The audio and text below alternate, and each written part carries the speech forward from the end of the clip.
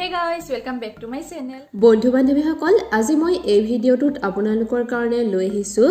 লং খোৱাৰ কেইটামান স্বাস্থ্য সম্বন্ধীয় উপকাৰিতা লং যাক ইংলিছত ক্লোভছ বুলি জনা যায় আমি সচৰাচৰ লঙক মছলা হিচাপে বা বিভিন্ন ধৰণৰ খাদ্যত ব্যৱহাৰ কৰি আহিছো নহয় জানো কিন্তু লং ব্যৱহাৰ কৰি আমি বিভিন্ন ধৰণৰ ৰোগো দূৰ কৰিব পাৰো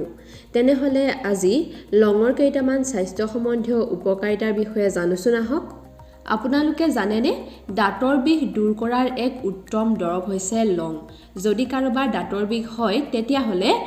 দাঁত বিষ হোৱা ঠাইত লং গুৰি কৰি যদি লগায় বা বজাৰত বিভিন্ন ধৰণৰ লং তেল কিনিবলৈ পোৱা যায় সেই লং তেলও যদি লগায় তেতিয়া হলে কিছু সময়ৰ পাছতেই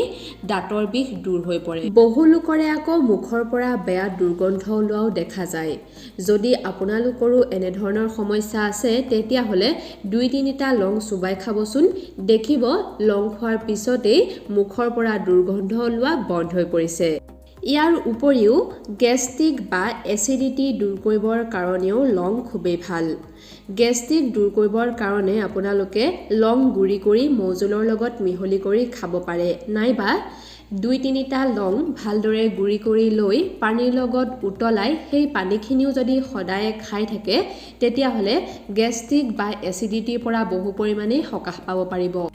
যিসকল পুৰুষ বা মহিলাৰ হাড়ৰ বিষ বা গাঁঠিৰ বিষ নাইবা মাংসপেশীৰ বিষ হৈ থাকে তেওঁলোকে সেই বিষ হোৱা ঠাইত লং তেলেৰে সদায় মালিচ কৰিব এনেদৰে যদি মালিচ কৰি থাকে দেখিব 1 বা 2 সপ্তাহতে সেই বিষ দূৰ হৈ পৰিছে কাহৰ কাৰণেও এক ৰামবান উপায় হৈছে লং মই সৰুৰে পৰাই এই উপায়টো ব্যৱহাৰ কৰি আহিছো কাহ দূৰ কৰিবৰ কাৰণে 2-3টা লং আৰু 2-3টা জালুক ভালদৰে পিছি লৈ মৌজোলৰ লগত মিহলি কৰি যদি খায় আৰু 1 সপ্তাহমান যদি ৰেগুলাৰলি খাই থাকে দেখিব অতি সোনকালে কাহ ৰোগৰ পৰা সকাহ পাব পাৰিব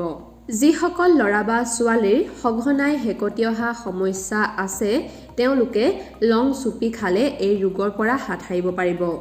শৰীৰৰ যিকোনো অংশত কাটিলে নাইবা বিভিন্ন ধৰণৰ পোক পৰুৱাই কামুৰিলে সেই ঠাইত যদি লং তেল লগোৱা হয় নাইবা লং পিছি লৈ পেষ্ট লগোৱা হয় তেনেহলে বহু পৰিমাণে আৰাম পাব পাৰি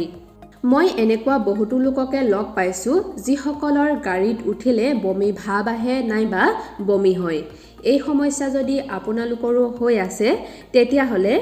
লং গুৰি কৰি এচামুচ মৌজোলৰ লগত মিহলি কৰি খাব অৰ্থাৎ গাড়ীত উঠাৰ আধা ঘণ্টাৰ আগতে যদি এই উপায়টো কৰে তেতিয়া হলে দেখিব আপোনালোকৰ বমি হোৱা সমস্যাৰ পৰা বহু পৰিমাণে সকাহ পাব পাৰিছে বহুতো গৰ্ভৱতী মহিলাৰ প্ৰেগনেন্সিৰ সময়ত তেওঁলোকৰ বমি ভাব আহে নাইবা বমি হয় এই সমস্যাৰ পৰা তেওঁলোকে হাত সাৰি থাকিবৰ কাৰণে 2-3টা লং চুবাই খালে বমি হোৱা সমস্যাৰ পৰা হাত সাৰিব পাৰিব বন্ধু বান্ধৱীসকল আজি মই আপোনালোকৰ লগত লঙৰ বিভিন্ন ধৰণৰ উপকাৰিতাৰ বিষয়ে শ্বেয়াৰ কৰিলো যদি আপোনালোকৰো এইকেইটা সমস্যা আছে তেনেহলে আপোনালোকে লং ব্যৱহাৰ কৰিব আশা কৰো আজি মোৰ এই ভিডিঅটো চাই ভাল পালে তেনেহলে এটা লাইক নিশ্চয় কৰিব লগতে যিসকল মোৰ চেনেললৈ নতুনকৈ আহিছে তেওঁলোকে মোৰ চেনেলটো সাবস্ক্ৰাইব কৰি থব